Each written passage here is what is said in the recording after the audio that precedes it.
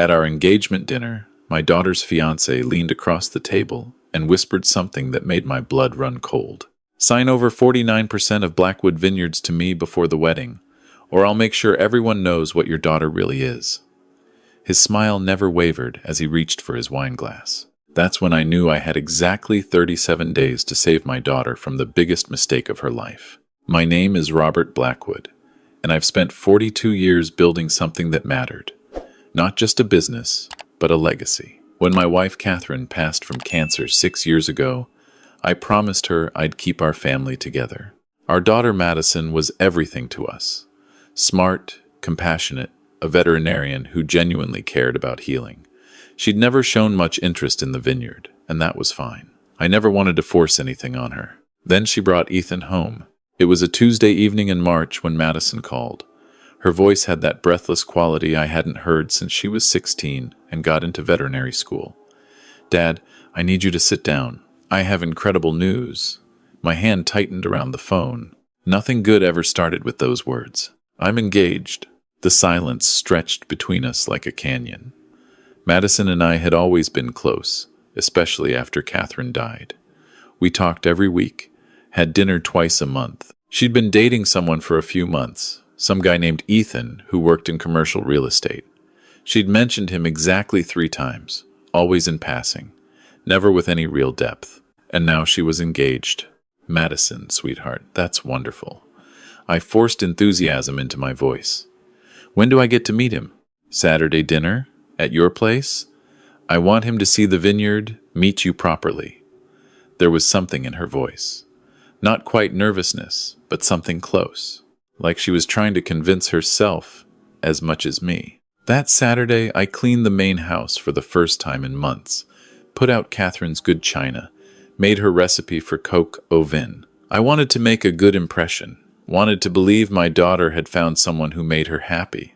The vineyard looked beautiful that evening.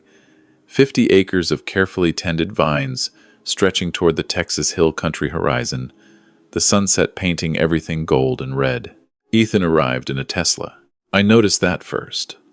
Noticed how he spent 30 seconds looking at Madison and 3 minutes looking at the house. He was 34, tall, with the kind of practiced smile that probably worked great in sales meetings. His handshake was too firm, held too long, his eyes already calculating something I couldn't quite read. "Mr. Blackwood, Madison talks about this place constantly." He gestured broadly at the vineyard. "Family business, right? 4th generation? 5th, actually. My great-great-grandfather planted the first vines in 1887. I led them inside, watching how Ethan's gaze cataloged everything. The original hardwood floors. The custom wine cellar visible through glass doors. The artwork Catherine and I had collected over decades. Dinner started pleasantly enough. Ethan asked about the vineyard with what seemed like genuine interest. Asked about production volume, distribution, profit margins. Questions that felt increasingly less like polite conversation and more like a business audit. "So, Madison tells me she's not really involved in the operation," Ethan said, cutting his chicken with precise movements. "That must be difficult, building something like this without family to pass it to." Something in my gut tightened. Madison has her own calling. I'm proud of what she does. Of course. Of course. Ethan's smile widened. But long term, what happens to all this? Have you thought about succession planning? Madison touched his arm. "Ethan, we just got here." "I'm just curious, babe. Your dad built something amazing. Someone needs to think about these things." He turned back to me. "I actually have a lot of experience with family business transitions. Commercial real estate, private equity, that sort of thing. I've helped several families navigate these exact situations." The rest of dinner, Ethan dominated the conversation. Talked about his portfolio, his connections, his vision for expanding into wine country investments. Madison barely spoke. Just watched him with this look that reminded me of how she used to watch injured animals at her clinic. Like she wanted to heal something broken, but wasn't sure if she could. After dinner, I gave them a tour of the property. Ethan's questions got more specific. Asked about property values, zoning, what the land alone might be worth. asked if I'd ever considered selling to a larger vineyard group, what kind of offers I'd received. Each question felt like a test, like he was building a map of something only he could see. As they were leaving, Ethan shook my hand again. We should talk more about the business side of things. Maybe over lunch next week? Just the two of us? I watched them drive away. Ethan's Tesla disappearing down the gravel road. The cocoa vin sat heavy in my stomach. I walked back into the house and called the one person whose judgment I trusted more than my own. Marcus Chen answered on the second ring. Robert, it's 9 o'clock on a Saturday.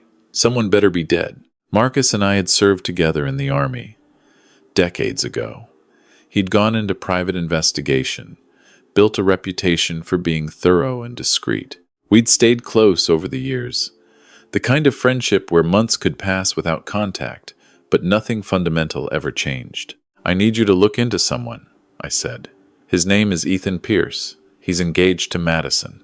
Marcus was quiet for a moment. What did he do? Maybe nothing. Maybe everything. I don't know yet, but something doesn't feel right.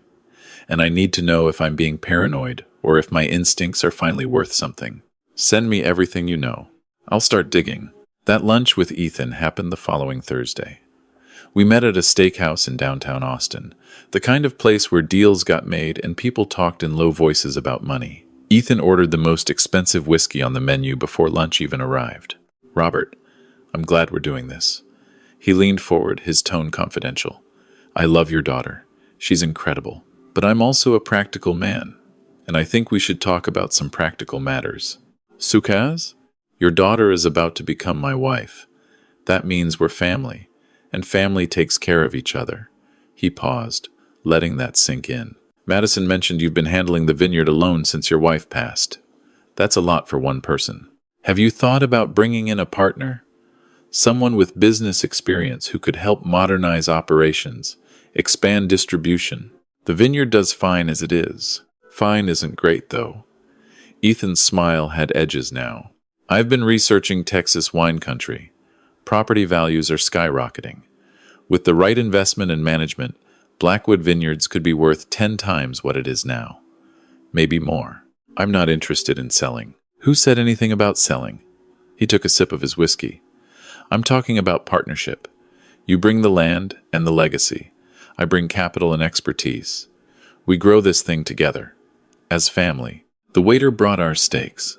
Mine sat untouched, while Ethan cut into his like we were discussing the weather. Here's what I'm thinking, Ethan continued. Before the wedding, you transfer 49% ownership to me. Not a gift, an investment. I'll put in capital, handle expansion, bring in my network. You keep majority control, stay involved as much as you want. But we build this together, make it something your great-great-grandfather could never have imagined. And if I say no? Ethan set down his fork carefully. Then we have a problem. See, Madison and I have been talking. She's worried about you, Robert. Worried you're getting older, making decisions that aren't in your best interest. If you won't accept help from family, well, that raises questions about your judgment, your capacity to manage complex affairs. The threat was clear now, hanging between us like smoke. Agree to his terms, or he'd use Madison to question my competency, maybe even push for some kind of intervention. I need to think about it, I said, forcing my voice to stay level. Of course. Take your time. We've got 5 weeks until the wedding. Ethan smiled and raised his glass. To family. I drove back to the vineyard with my hands shaking, not from fear, but from rage. This man had looked at my daughter and seen a tool, looked at my life's work and seen an opportunity, and he was betting I loved Madison too much to fight back. He was right about the love part, wrong about everything else. Marcus called 2 days later. We need to talk. In person. Now. He showed up at the vineyard that evening with a folder thick enough to be a manuscript. We sat in my office, and he spread documents across the desk like laying out evidence at a crime scene. Ethan Pierce isn't his real name, Marcus said without preamble. He was born Ethan Kowalski, changed it legally 7 years ago, right after his second divorce. Second? He's been married 3 times. First wife, Angela Chen, married when he was 26. She came from a family that owned a chain of auto repair shops in California. Marriage lasted 18 months. When they divorced, she'd signed over her inheritance rights to him during the marriage. He liquidated the shops, walked away with $2 million. My stomach dropped. And the second wife? Jennifer Park, Korean-American, family owned a successful restaurant group in Seattle. Same pattern. Whirlwind romance, quick engagement, married within 6 months. During the marriage, he convinced her to make him a partner in the business. 2 years later, divorce. He forced a sale of the restaurants, took half the proceeds. Another $3 million. Third wife? Sarah Bennett. Real estate developer's daughter from Phoenix. This one was smarter. She had a prenup. When she started noticing discrepancies in their finances, she filed for divorce. But here's the interesting part.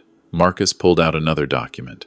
She tried to warn the next woman. Ethan threatened her with a defamation lawsuit, made her sign an NDA as part of the divorce settlement.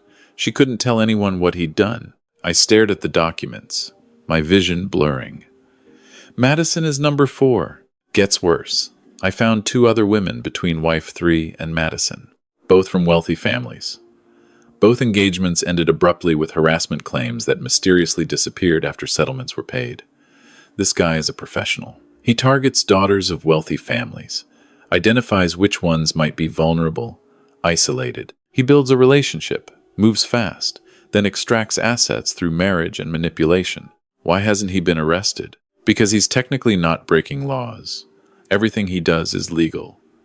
Unethical as hell, but legal. He finds women who want to believe in love, families who want to believe in second chances. By the time anyone realizes what he is, he's already got his hooks in so deep that fighting him means destroying the family. I picked up one of the documents. A photo of Ethan, younger, standing outside a courthouse with his second wife. She looked happy. He looked hungry. There's more, Marcus said quietly. I tracked his finances. He burned through the money from the first 2 divorces.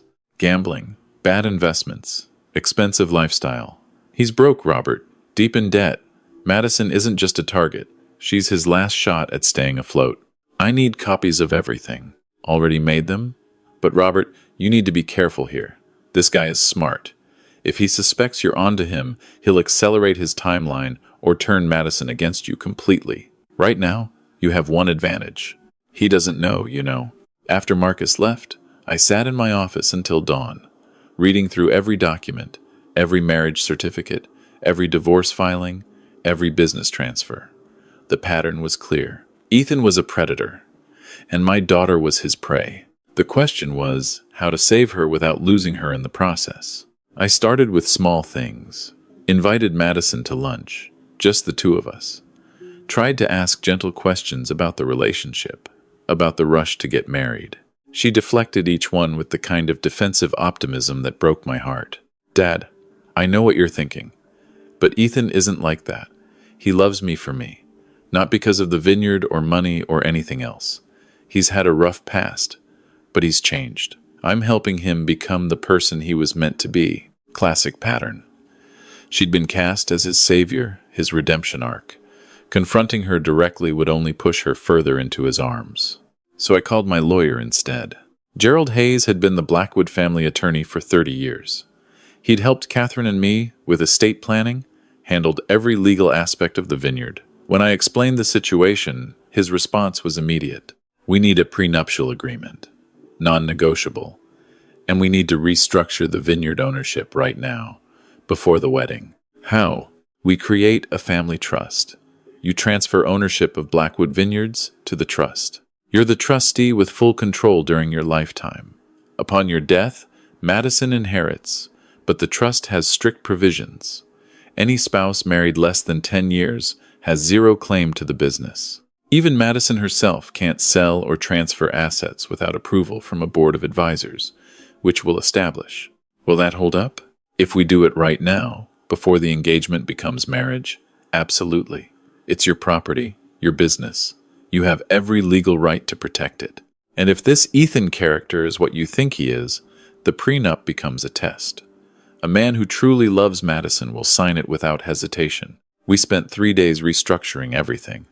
Move the vineyard into a family trust with provisions so ironclad that even a team of lawyers would need years to crack them.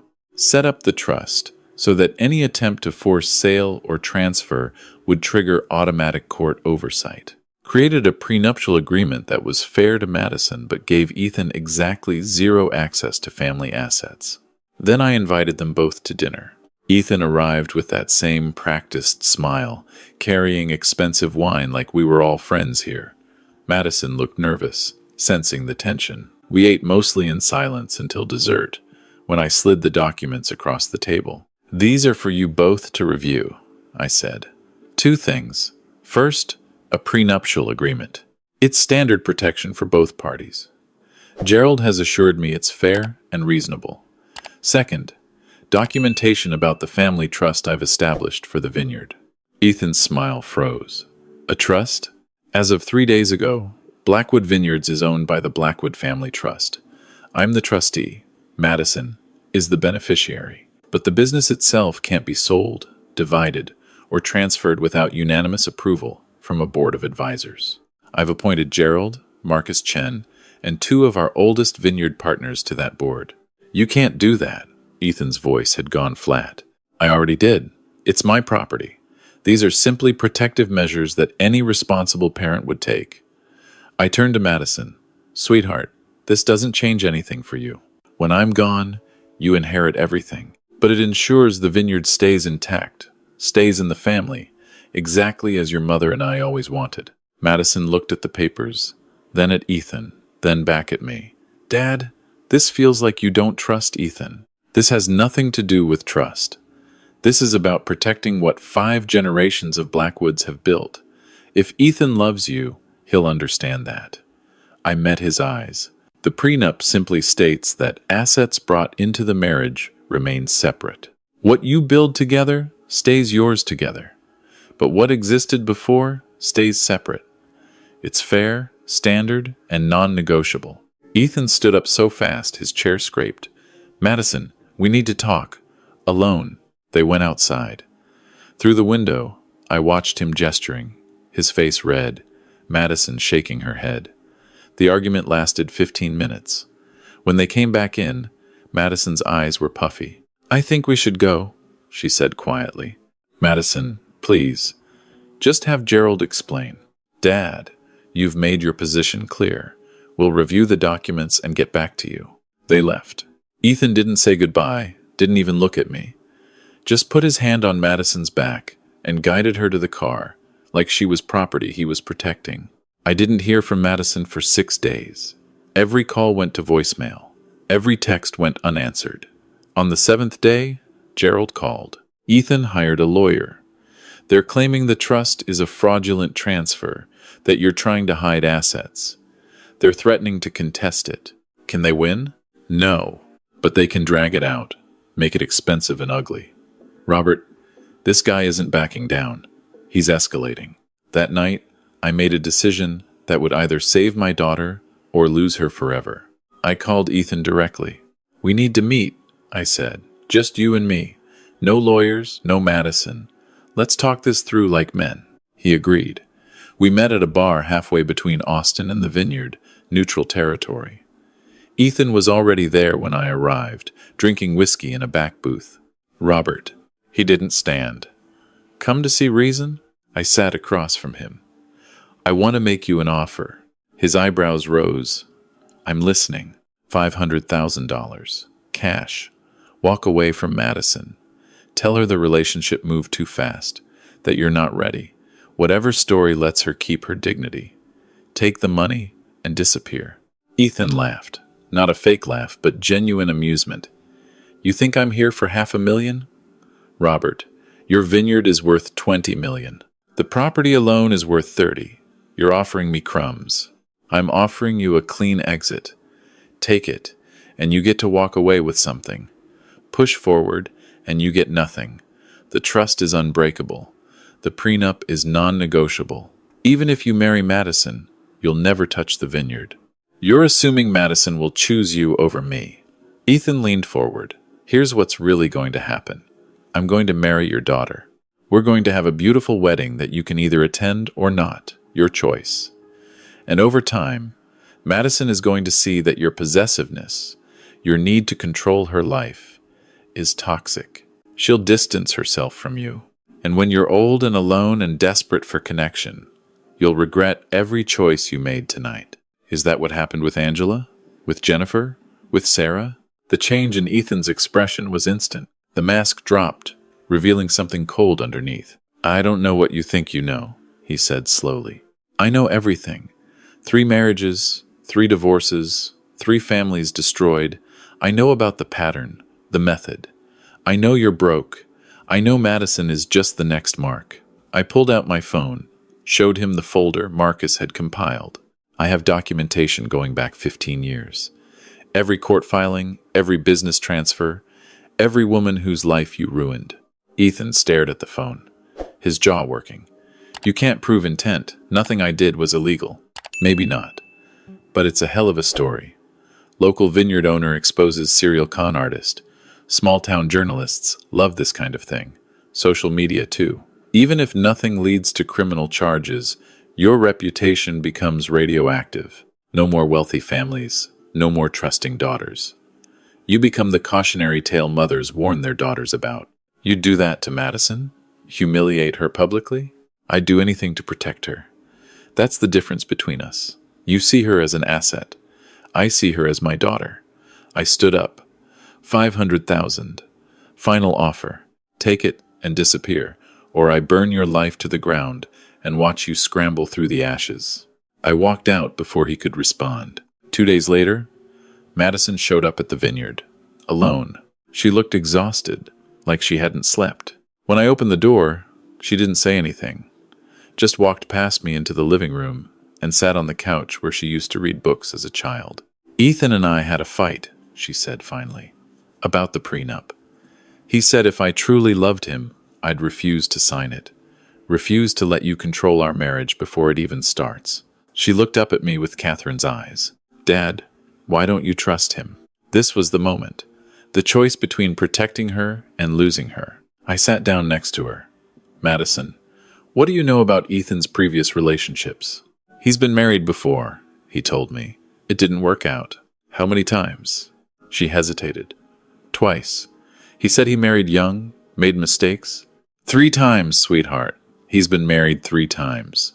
And before you, there were 2 other engagements that ended badly. I pulled out my phone, opened the folder. I hired a private investigator, not because I don't trust you, but because something felt wrong and I needed to know if I was being paranoid. I showed her everything, every document, every court filing.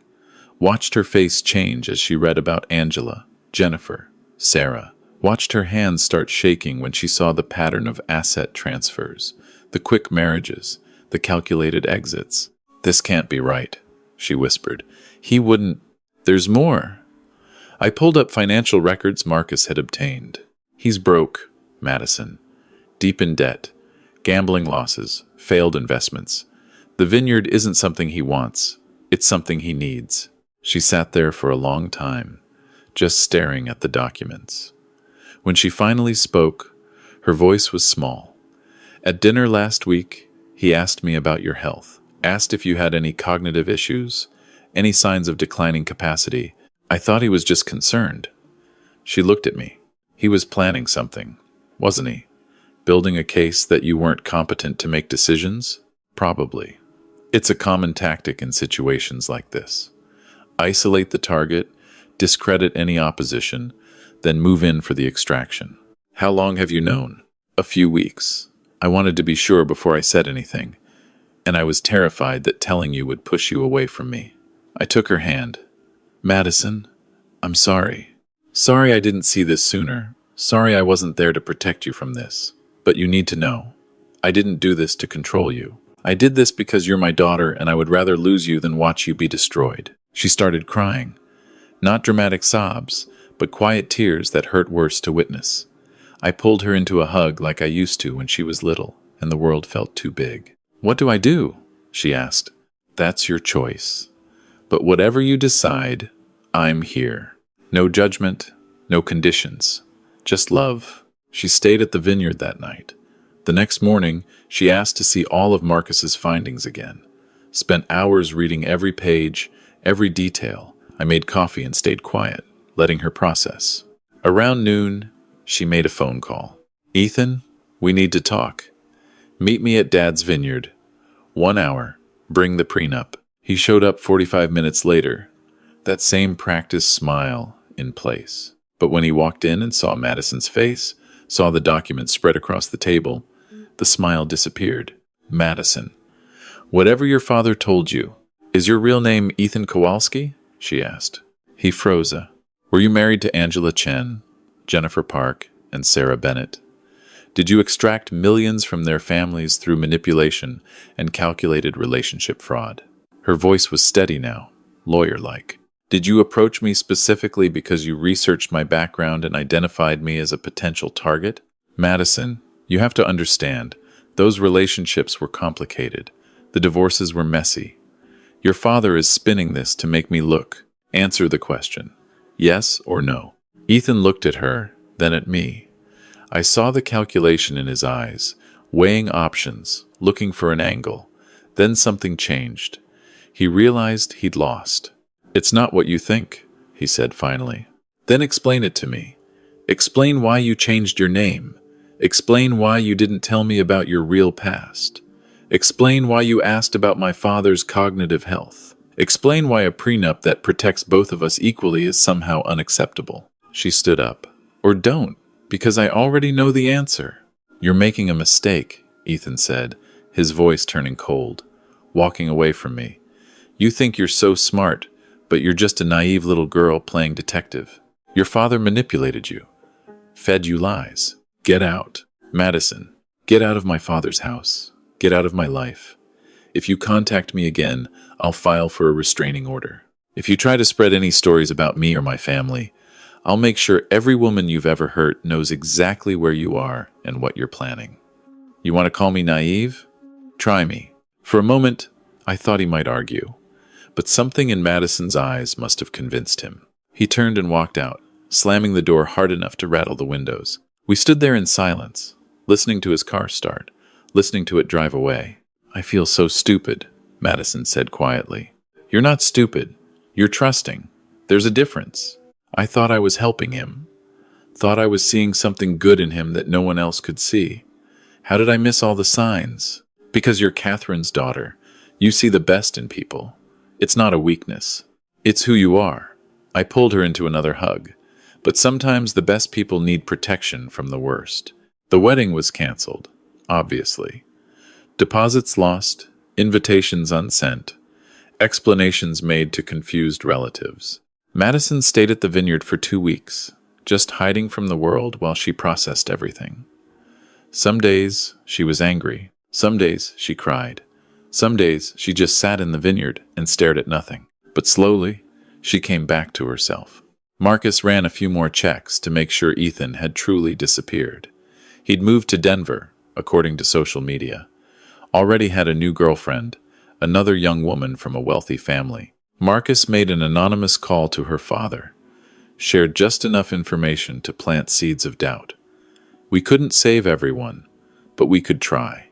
3 months after the canceled wedding, Madison and I were having dinner at the Vineyard when she brought it up. "I want to learn the business," she said. "The Vineyard? You've been doing this alone for too long." And I realized something. This place isn't just a business. It's a story. 5 generations of people who built something that mattered. Mom loved this place. And I want to understand why. You don't have to do this for me. I'm not. I'm doing it for me.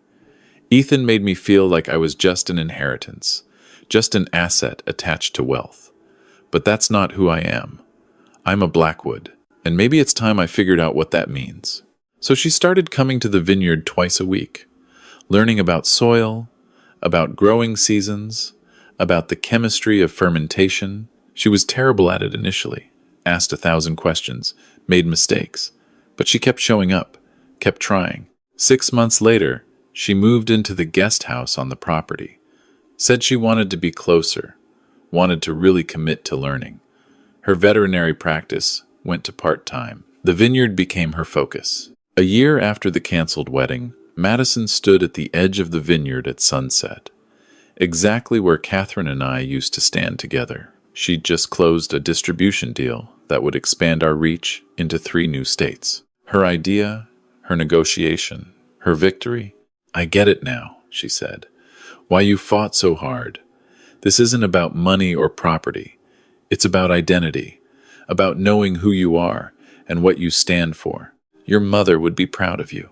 I'm proud of me too. For the first time in a long time," she smiled. "And Dad, thank you.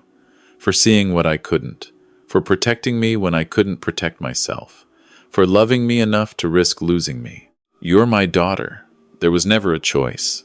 We stood there as the sun set over 50 acres of vines that had weathered droughts, freezes, and 5 generations of blackwoods. The land that Ethan Pierce had seen as an opportunity, Madison now saw as a responsibility. A legacy worth protecting, worth understanding, worth continuing. Sometimes the best revenge isn't about destroying the people who tried to hurt you. Sometimes it's about protecting what matters, about standing firm in the face of manipulation, about refusing to let predators take what doesn't belong to them. Ethan thought he could use love as a weapon. He thought he could exploit Madison's kindness and my desperation for family.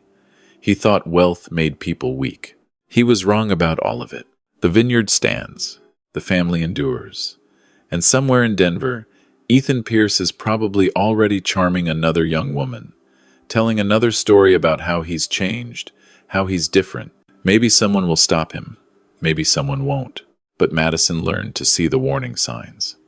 Learned that love shouldn't require you to ignore red flags. Learned that trust is earned through action, not demanded through manipulation. And in the end, that's worth more than any business deal, any settlement, any amount of money he could have taken. The best inheritance I could give my daughter wasn't the vineyard. It was the ability to recognize her own worth, to stand firm in the face of predators, to understand that being kind doesn't mean being naive. Some lessons cost everything to learn.